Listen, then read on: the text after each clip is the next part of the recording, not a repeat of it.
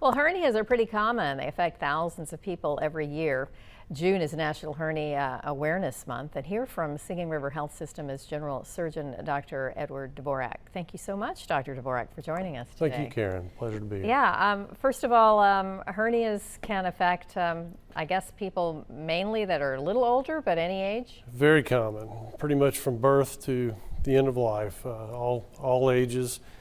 We see a lot of pediatric hernias, mainly inguinal hernias. Those are the groin hernias. Also umbilical hernias. Those are usually watched in kids until age 5. And then adults generally have inguinal hernias are the most common, followed by umbilical hernias. And anyone that's had surgery can actually have a disruption in the fascial closure of their operation. Down the road, they can develop what were called incisional hernias, which are in the scar itself. The symptoms are basically painful bulge, certainly any bulge that you can push back in. That's almost always a hernia. And that would be anywhere in the abdominal area, really? Really, the two big points are the belly button and the two areas of the groin, which we see inguinal hernias.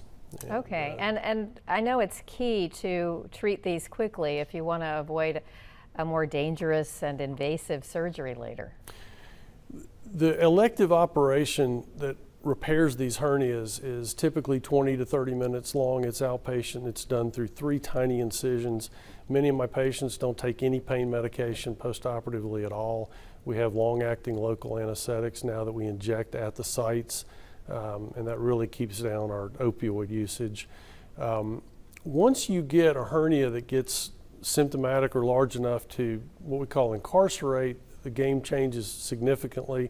We still see a lot of patients that should have been fixed a long time ago, but we're told, if it's not bothering you, don't worry about it.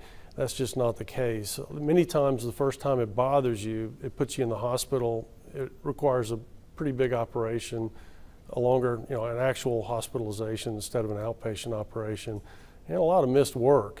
If you can do these electively through the robotic approach with the Da Vinci, a lot of times you can pretty much go back to work within a few days. That's definitely a key point. Yeah. So if you have it, you should definitely get it checked out and explore the possibility of the easier elective surgery. And as far as, you mentioned surgery being one risk factor as far as adults are concerned, obesity, what else can factor into that and make you more likely to develop a hernia? Obesity is one of them? Smoking is a big one. Yeah, if you have an operation and you're a smoker, very common to see hernias, both because they have a lot of coughing, but also they don't heal as well. And obesity is also a risk factor. Okay, well, it's important, and it's Hernia Awareness Month, so hopefully we've given people some pointers. And if you or someone you know is suffering with a hernia or has one, and get it checked out, because it could save a lengthy stay in the hospital. Absolutely. All right, thank you so much, All Dr. right. Dvorak, Thank you, for joining us.